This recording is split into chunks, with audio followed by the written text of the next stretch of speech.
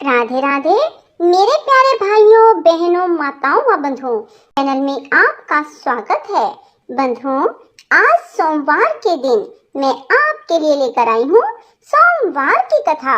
बंधुओं, जिसे सुनने मात्र से आपको अनेक प्रकार के धन धान्य और समृद्धि की प्राप्ति होगी, साथ ही आपको पुत्र पौत्र आदि की प्राप्ति होगी और आप अनेक प्रकार के भोगों को भोगकर अंत समय में भगवान शिव के धाम की प्राप्ति करोगे। बंधुओं, कथा को पूर्ण विश्वास सच्ची निष्ठा के साथ सुनना और कथा को पूरी सुनना ताकि आपको पूर्ण फल की प्राप्ति हो सके।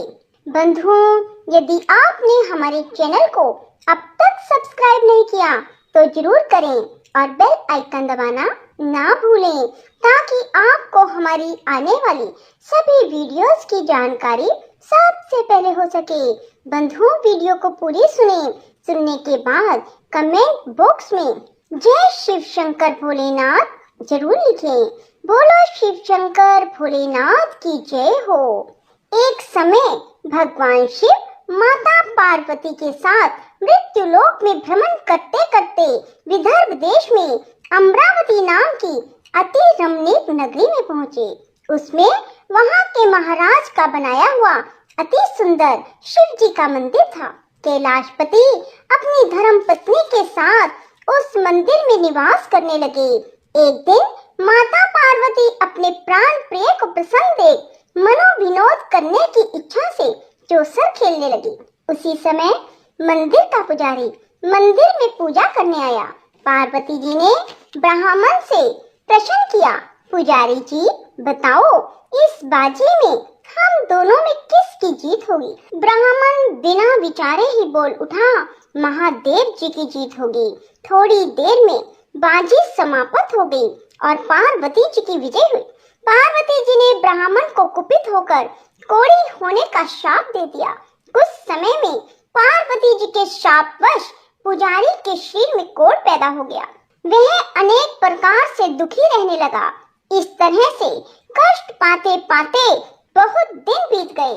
एक दिन देवलोक की अप्सराएं शिव जी की पूजा करने उसी मंदिर में पधारी और पुजारी से रोग का कारण पूछा। पुजारी ने निसंकोच सब बात उनसे कह दी। तब भी अप्सराएं बोली, हे पुजारी, अब तुम अधिक दुखी मत होना। भगवान शिव जी तुम्हारे कष्ट को दूर कर देंगे। तुम सब व्रतों में श्रेष्ठ जो षोडश सोमवार व्रत है उसको भक्ति के साथ करो।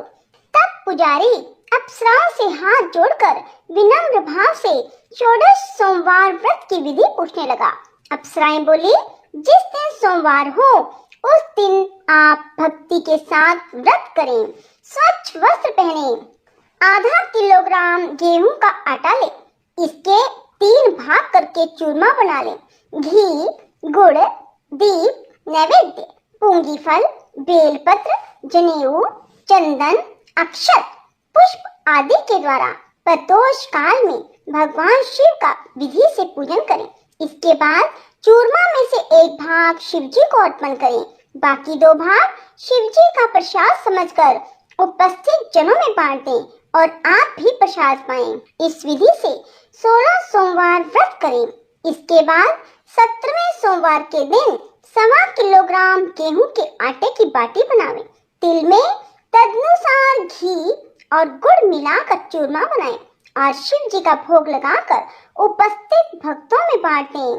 पीछे आप भी सकुटुंब प्रसाद लें तो भगवान शिव की कृपा से उसके मनोरथ पूर्ण हो जाएं। ऐसा कहकर अप्सराएं स्वर्ग को चली गई। ब्राह्मण ने यथाविधि षोडश सोमवार व्रत किया और भगवान शिव जी की कृपा से रोग मुक्त होकर आनंद से रहने लगा। कुछ दिन बाद जब फिर शिव जी और पार्वती उस मंदिर में पधारे, ब्राह्मण को निरोग देख पार्वती जी ने ब्राह्मण से रोग मुक्ति का कारण पूछा। ब्राह्मण ने 16 सोमवार व्रत कथा कह सुनाई।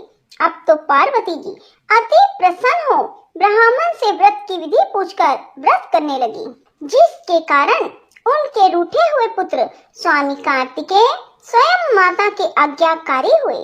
कार्तिकेय को अपने यह विचार परिवर्तन का रहस्य जानने की इच्छा हुई और माता से बोली, हे माता जी, आपने ऐसा कौन सा उपाय किया जिससे मेरा मन आपकी ओर आकर्षित हुआ।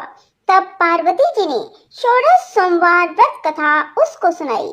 तब वे बोले, इस व्रत को मैं भी करूंगा, क्योंकि मेरा एक ब्राह्मण मित्र बहुत दुखी दिल से परदेश गया है, हमें उससे मिलने की बहुत इच्छा है। तब कार्तिकेय ने इस व्रत को किया और उसका प्रिय मित्र मिल गया।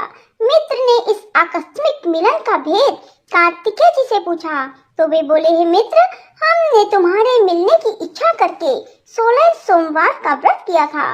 कार्तिकेय जी के उस ब्राह्मण मित्र को अपने विवाह की बड़ी इच्छा थी। उसने कार्तिकेय जी से व्रत की विधि पूछी और यथा विधि व्रत किया।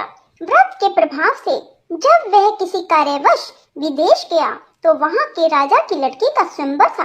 राजा ने प्रण किया था कि जिस राजकुमार के गले में सब प्रकार से श्रृंगारित हथनी माला डालेगी, मैं उसी के साथ अपनी प्यारी पुत्री का विवाह करूंगा। शिवजी की कृपा से ब्राह्मण भी स्वयंवर देखने की इच्छा से राज्यसभा में एक और बैठ गया।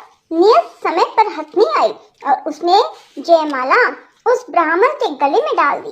राजा ने प्रतिज्ञा के अनुसार बड़ी धूमधाम से अपनी कन्या का विवाह उस ब्राह्मण के साथ कर दिया और ब्राह्मण को बहुत सा धन और सम्मान देकर संतुष्ट किया।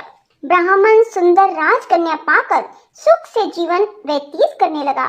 एक दिन राजकन्या ने अपने पति से प्रश्न किया, हे प्राणनाथ, आपने ऐसा कौन सा भारी पुण्य किया जिसके प्रभाव से हथनी ने सब राजकुमारों को छोड़कर आपको वरण किया।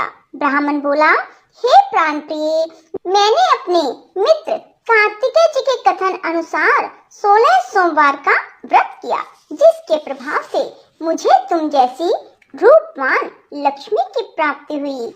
व्रत की महिमा सुनकर राजकन्या को बड़ा आश्चर्य हुआ और वह भी पुत्र की कामना करके व्रत करने लगी। शिवजी की दया से उसके गर्भ से एक अति सुंदर, सुशील, धर्मात्मा और विद्वान पुत्र हुआ। माता पिता दोनों पुत्र को पाकर अति प्रसन्न हुए और उसका लालन पालन भली प्रकार से करने लगे। जब पुत्र समझदार हुआ तो एक दिन उसने माता से प्रश्न किया, तुमने कौन सा तप किया जो मेरे जैसा पुत्र तेरे गर्भ से उत्पन्न हुआ। माता ने पुत्र का प्रबल मनोरथ जानकर अपने किए हुए 16 सोमवार व्रत को विधि के सहित पुत्र के सम्मुख प्रकट किया। पुत्र ने ऐसे सरल व्रत को सब तरह से मनोरथों का पूर्ण करने वाला सुना तो वह भी इस व्रत को राज्य अधिकार पाने की इच्छा से करने लगा। उसी समय एक देश के वृद्ध राजा के दूतों ने आकर उसका राजकन्या के लिए वरण किया। राजा ने अपनी पुत्री का विवाह ऐसे सर्वगुण संपन्न ब्राह्मण युवक के साथ करके बड़ा सुख प्राप्त किया। वृद्ध राजा के देवलोक सिधारने पर वह ब्राह्मण बालक गद्दी पर बिठाया गया, क्योंकि दिवंगत भूप के कोई पुत्र न था। राज्य के अधिकारी होकर भी वह ब्राह्मण पुत्र अपने 16 सोमवार व्रत को करता रहा और इस प्रकार इस लोक में सभी सुख पाकर अंत में मोक्ष को प्राप्त हुआ।